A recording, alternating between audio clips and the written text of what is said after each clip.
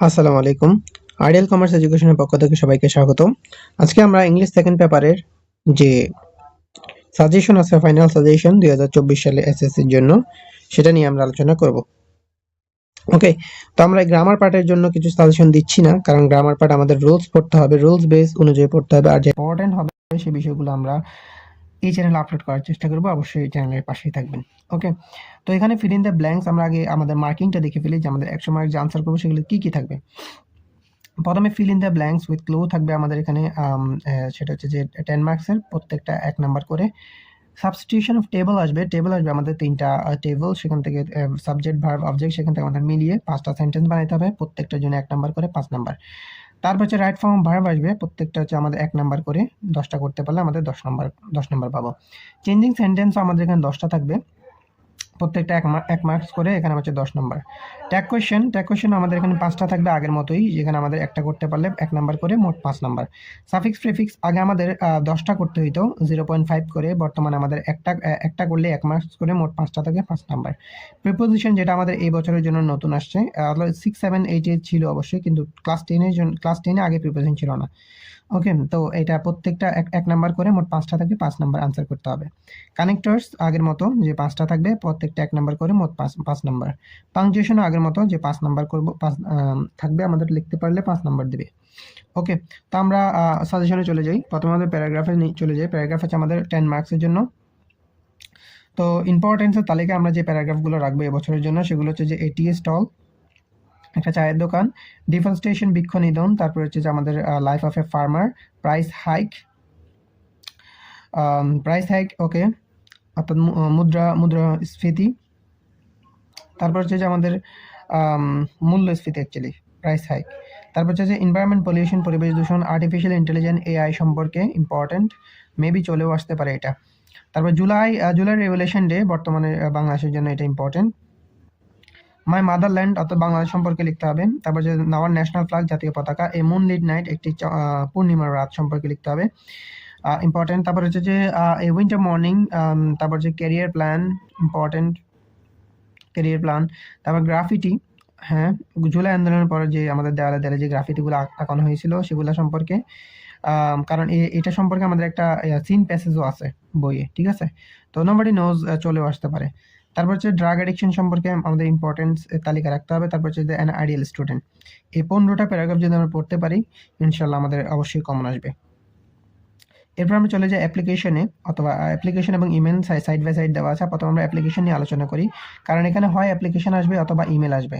ওকে, তো যে কোনো একটা লিখতে হবে 10 মার্কসের জন্য। তো প্রথমে আমরা অ্যাপ্লিকেশন আলোচনা করি, চলো। তো অ্যাপ্লিকেশনের মধ্যে প্রথমে আমাদের যেটা ইম্পর্টেন্ট হিসেবে তালিকা রাখতে হবে, সেটা হচ্ছে যে library facilities, increasing library facilities, তারপর হচ্ছে relief goods for flood affected people, তারপর হচ্ছে arranging tree plantation programme in school or in locality, হতে পারে। স্কুল সম্পর্কে আসলে হেড টিচারকে লিখবা, আর লোকালিটি হইলে maybe ward councillor or DC, এরকম টাইপের কিছু লিখতে হবে, অথবা চেয়ারম্যান।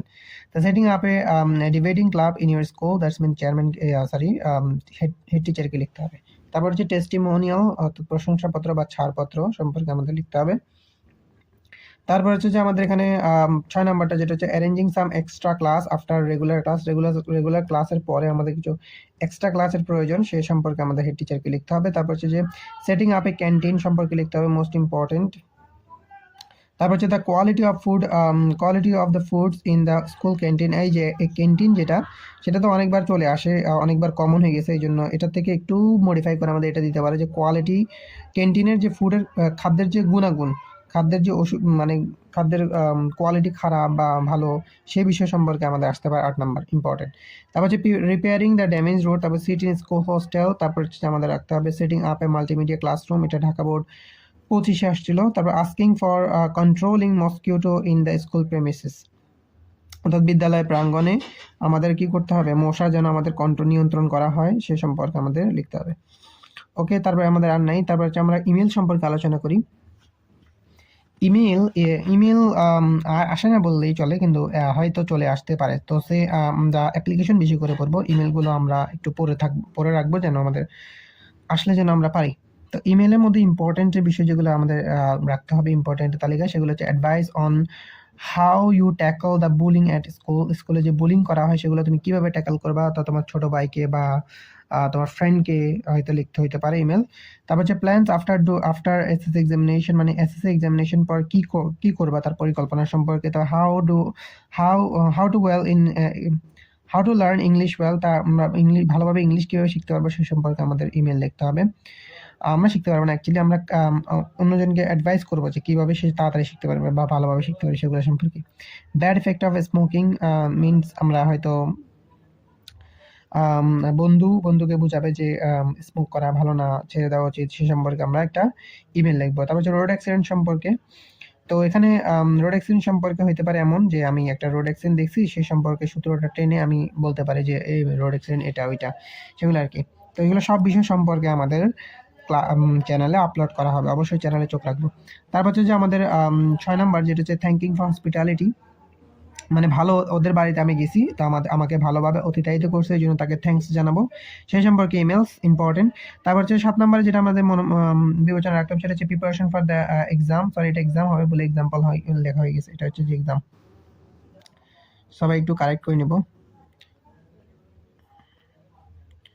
এটা ভুল আছে এখানে, এটা এক্সাম হবে, সবাই একটু কারেক্ট করে দেবো। ওকে, এক্সাম হবে, ওকে। তো ঠিক আছে। তারপর হচ্ছে ইম্পর্টেন্স অফ লার্নিং কম্পিউটার, ওকে। তারপর হচ্ছে যে কো কারিকুলাম অ্যাক্টিভিটিস সম্পর্কে আমাদের অবশ্যই পড়তে হবে।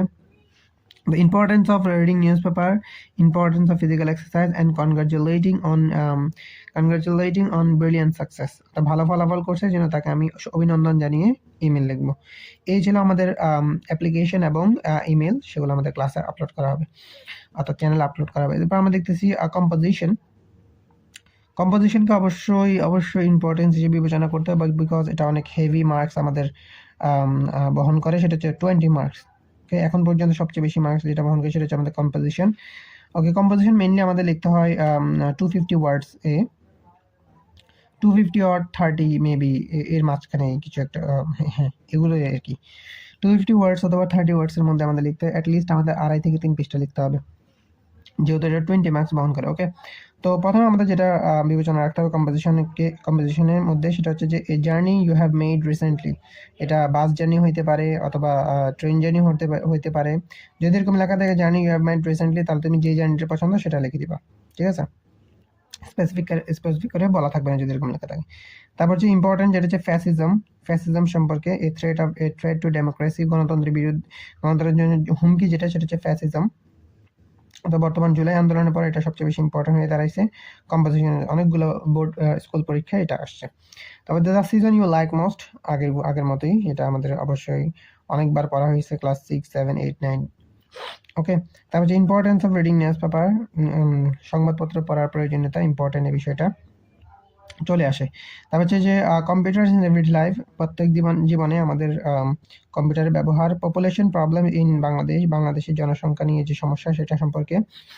তারপর হচ্ছে আমাদের এখানে সরি এটা 5, এটা 7 হওয়ার কথা ছিল, 7, 8, 9, 10, 11, 12, ঠিক আছে। ওকে, স্টুডেন্ট অ্যান্ড সোশ্যাল অ্যাক্টিভিটিস, শিক্ষার্থী এবং শিক্ষার্থী সামাজিক যে সেবা, সোশ্যাল অ্যাক্টিভিটিস, অ্যাকচুয়ালি এখানে লেখা আছে স্কুল অ্যান্ড সোশ্যাল সার্ভিস, হ্যাঁ শিক্ষার্থী এবং সামাজিক যে সেবা সে সম্পর্কে। চাইল্ডহুড মেমোরিজ সম্পর্কে আমাদের কম্পোজিশন পড়তে। Wonders of modern science, tree plantation, তারপর হচ্ছে আমাদের physical exercise, unemployment problems in Bangladesh, অর্থাৎ বেকার সমস্যা নিয়ে আমাদের কম্পোজিশন আসতে পারে। তো এই কম্পোজিশনগুলো আমাদের জন্য ইম্পর্টেন্ট, সবগুলো আমাদের ক্লাসে আপলোড করা হবে এবং সহজ ভাষায় এবং ব্যাখ্যা করে বুঝিয়ে দেওয়া হবে যে কীভাবে লিখতে হবে বা কীরকম আসতে পারে। ওকে, তো অবশ্যই আমাদের ক্লাসে চোখ রাখবো। তো এই ছিল আমাদের ইংলিশ সেকেন্ড পেপারের যে আমাদের সাজেশন 2026 সালের জন্য। অবশ্যই আমরা এটা বিবেচনায় রাখবো যেন আমরা সর্বোচ্চ কমন পাইতে পারি। আল্লাহ হাফিজ।